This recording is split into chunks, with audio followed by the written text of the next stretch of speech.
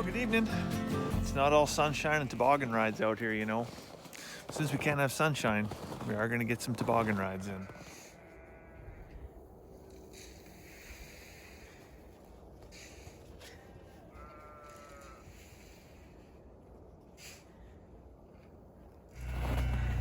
Are you going to feed the sheep? Yeah. Yeah, you got your grain? Yeah. Okay, let's go. Do you want to ride in your toboggan? Is that snow deep, Charlotte? Oh boy, I need snowshoes.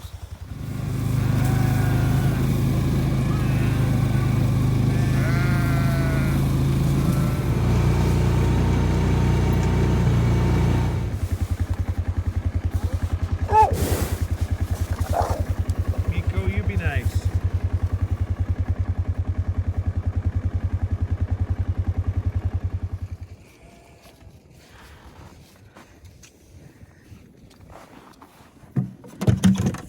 Boo boo. Fun. Boo boo. Boo boo. Let's go. Ready?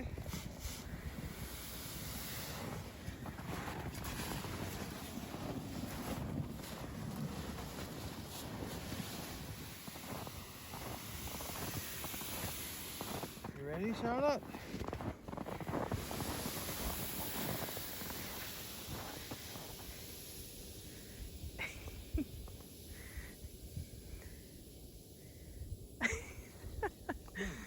It is.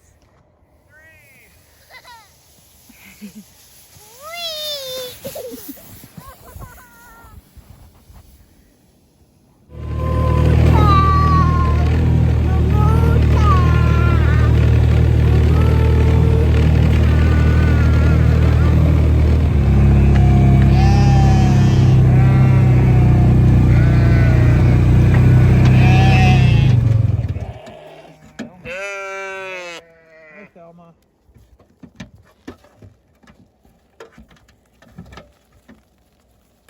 Hi, Jean. Hi, Nellie.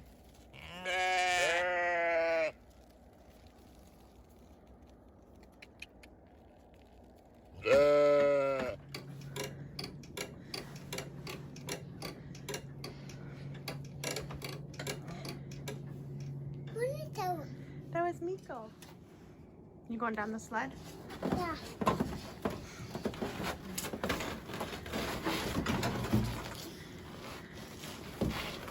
We. You're okay. Go down the sled.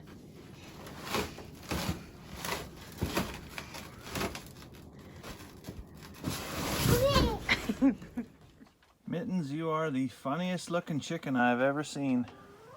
What are you doing in here? What are you doing in here? Maybe I should start by explaining what I'm doing in here. So we just came in and piled up all the deep litter, scooped a whole bunch off the floor and up into a big pile. So we went through a big deep freeze, and my concern is that a lot of this pile frost killed. So a lot of the microbes and stuff would have frozen to the core. Even though we had the coop closed and it was still fairly warm in here, there was some frozen material on the bottom. So stacked it all up, and you know, just the heat of the day, hopefully we can get some activity happening back in this pile again. The chickens are gonna work, till it up, stir it up, keep it aerated. Sometimes what does happen when you get into this really cold weather, you get freeze drying of the chicken manure. So you get chicken manure like this, where you just really can't unlock the moisture content. And it doesn't matter, you know, you can mix this for 85% water in this chicken poo, mix it with all the carbon you want. If it's frozen, you don't get any kind of chemical reaction happening. So we got to get it warmed up a little bit in here, get some of that humidity unlocked. We've got the vents wide open at the top, so even if it does get, you know, humid in here, it can vent freely. We've got to get some heat happening in this compost. So maybe you're wondering, well, why if it's dry and it's fluffy and powdery, why are we concerned with getting it heated up, and you know, why do we want humidity inside of our deep bedding? There's a certain amount of moisture that you do need in order to generate compost, and why we want it to compost as opposed to just stay manure And wood shavings is, well, two things really.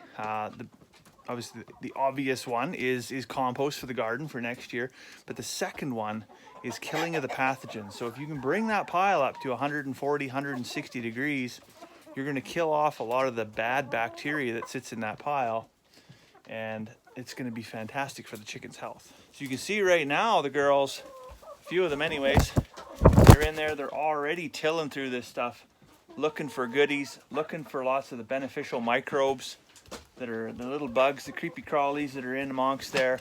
It's a fantastic source of not only protein, but it's really good for their microbiome, their digestive health. It's fantastic for them to be able to work through a compost pile like this.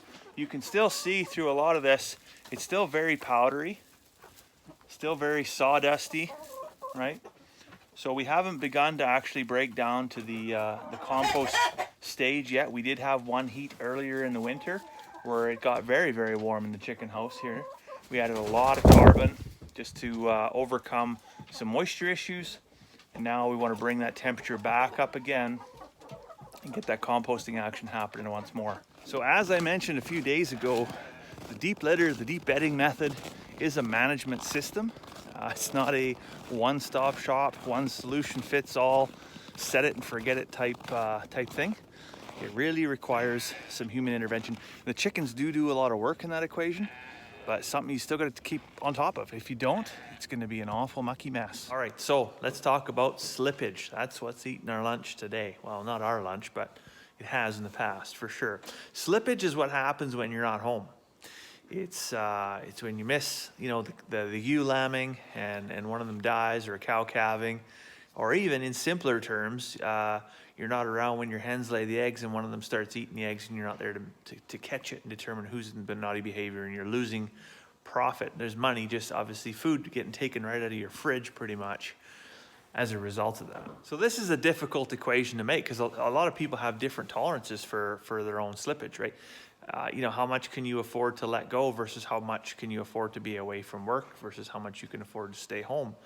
So that's something you really have to consider. You know, years ago, I lived on an acreage. It was 19.7 acres with an old farm, rickety old farmhouse and a small barn. And I worked away from home for a couple of weeks at a time, then I get a few days off. And I could never, ever get to the point where we had animals, simply because I knew that if you're not there to stay on top of it, to maintain them, to take care of them, bad things are going to happen, right? There's no longer exercising stewardship for your animals and for your land. Anyways, I'm sure you figured it out by now. The more you're around, the better it is for business. You know what's bad for business? Not having a mustache. You shaved this thing off for Valentine's Day, and it's been just a never-ending nightmare. And now I'm getting picked on by teenagers. So one of our viewers, Phil, his son Nolan, actually mentioned, you know, in all sincerity, and I'm sure he's trying to do me a favor, that guy really needs to grow his mustache back. And I take that to heart. I really appreciate the feedback. And I will do my best over the next 5 to 6 years to try and get that thing back. It's not... anyways, I'm going to go inside and have a cup of tea. So I'll let you go for now. Hope you have a fantastic evening. We'll see you tomorrow.